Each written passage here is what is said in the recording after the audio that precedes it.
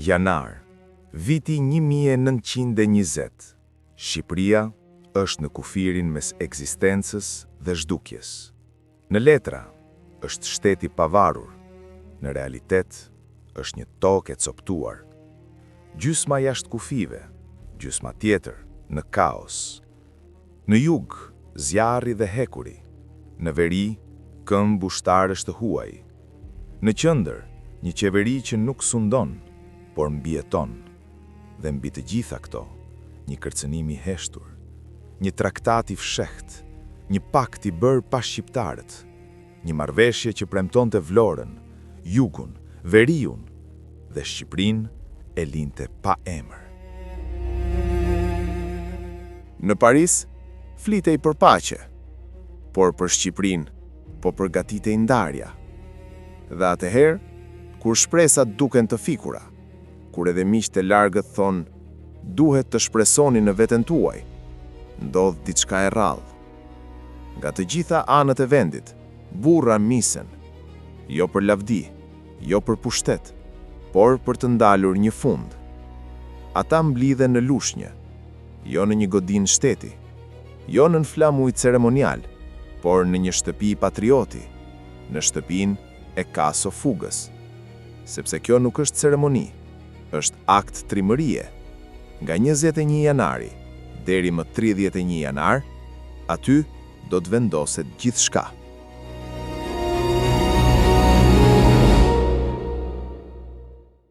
Në ditën e parë, fjala e mirëseardhjes nuk është protokollare, është thirrje përgjegjësie.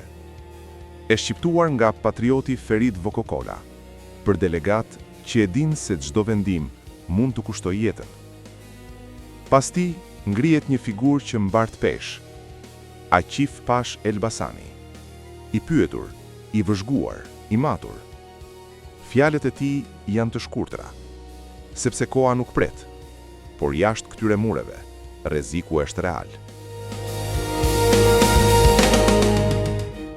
Vetëm pak ditë më parë, një nga nismëtarët e këtij kongresi, Abdy Lypi, është vrarë. Jo nga armiq të huaj, por nga njerëz që donin ta ndalonin këtë mbledhje. Një vrasje për të friksuar, një mesazh gjaku, mos u mblidhni. Por ata nuk u tërhoqën.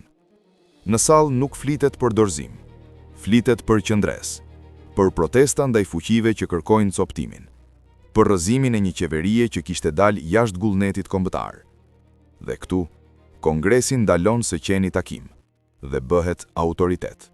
Një akt kushtetues, një vendim që thot qartë, Shqipëria do të qeveriset nga shqiptarët. Dhe kjo është vetëm fillimi i ditëve që do të vendosin fatin e shtetit.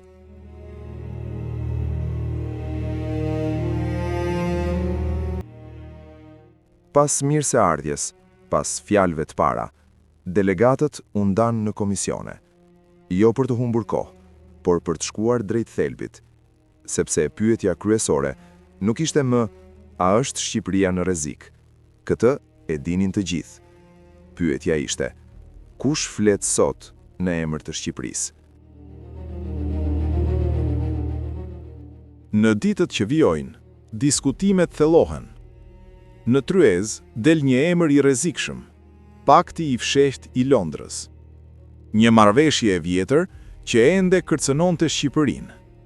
Vendimi është i qartë, protest e ashpër, jo lutje, jo kompromis, një refuzim i hapur i coptimit. Dhe tani, radha i vjen një çështje që nuk mund të shmanget më. Qeveria e Durrësit. Një qeveri që, sipas analizës së Kongresit, kishte vepruar jashtë mandatit. Kishte penguar senatin, kishte dështuar në administrim dhe kishte futur vendin në anarki. Vendimi merret unanimisht. Qeveria e Durrësit rrëzohet dhe në vend të saj, Kongresi ndërton. Zgjidhet një qeveri e re. Në krye, Sulejman Delvina, një emër që simbolizonte kujdes, por vendosmëri. Formohet edhe Këshilli i Lartë, 4 burra për të mbajtur peshën e shtetit. Imzot Luiç Bumçi, Aqif Pash Elbasani, Abdi Toptani dhe doktor Mihal Turtulli. Një ekuilibër feje, krahine dhe mendimi. Dhe pastaj, një vendim që ndryshon gjithçka.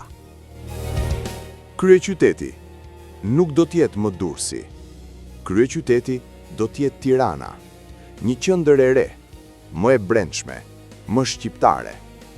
Por vendimet nuk vlejnë nëse nuk zbatohen. Dhe këtu del përpara veprimi. Ministri i Brendshëm Ahmet Zogu.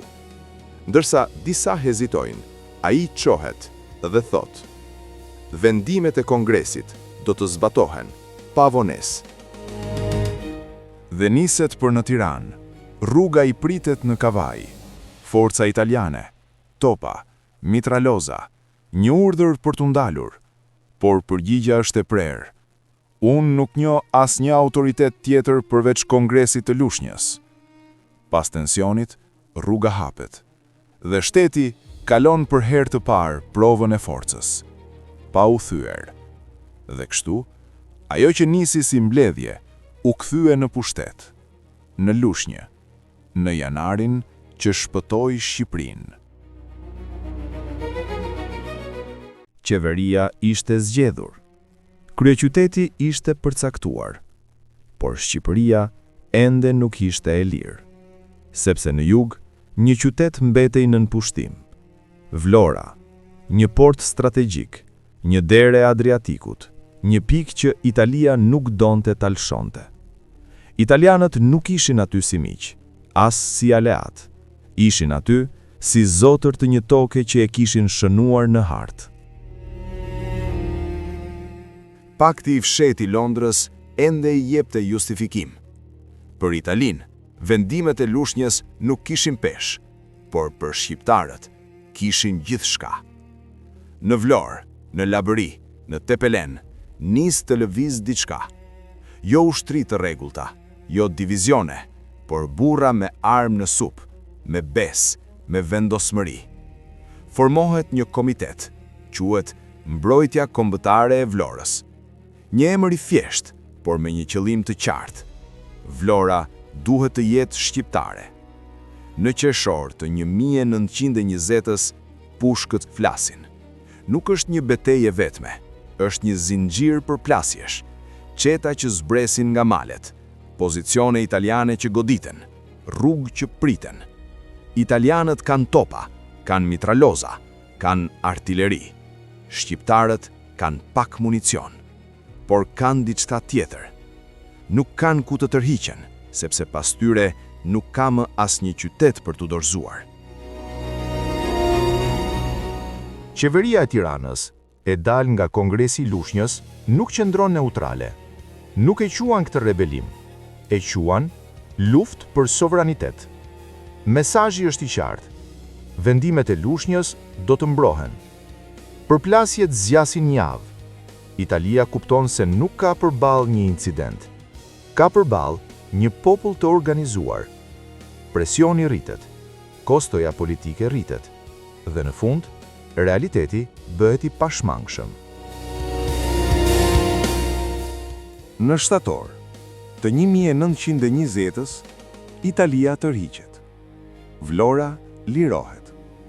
Asnjë traktat, asnjë pazar, vetëm një fakt në teren.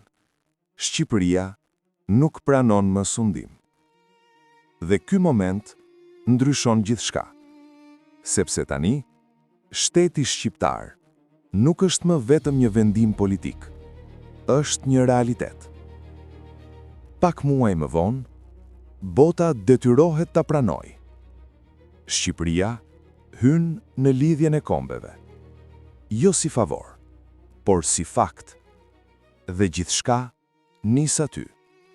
Në Lushnjë me fjalë, në Vlorë me armë. Kështu u shpëtua Shqipëria, jo nga fuqia, por nga vendosmëria. Dhe kështu, në një janar të ftohtë dhe në një ver të përgjakur, Shqipëria vendosi të mos zhdukej, jo sepse ishte e fortë, jo sepse ishte e pasur, jo sepse kishte aleat të mëdhenj, por sepse në momentin më të errët, disa gurra u mblodhen në lushnjë dhe thanë: "Ne vendosim." Dhe kur fjala nuk mjaftoi, u fol edhe me armë, në Vlorë. Kështu u ndërtua shteti shqiptar, jo në sallone diplomatike, jo në letra të bukura, por mes rrezikut, vendimit dhe guzimit. Sot, kur flasim për Shqipërinë, rrallë kujtojmë sa pranë zhdukjes ka qenë dhe sa pak mjaftoi që të mos ishte më. Pyetja që mbetet nuk është vetëm historike. A do të kishte mbijetuar Shqipëria pa Kongresin e Lushnjës? A do të kishte pasur shtet pa luftën e Vlorës? Dhe më e vështira nga të gjitha, a do të kishim ne sot të njëjtin guxim po të ndodheshim përbar të njëjtit rrezik? Sepse historia nuk është vetëm e shkuara. Është prova që na pret sa herë vendimet bëhen të rënda. Deri herën tjetër, kujtoni, Shqipëria nuk u dhurua, u mbajt, me mendje, me zemër dhe kur duhej, me armë.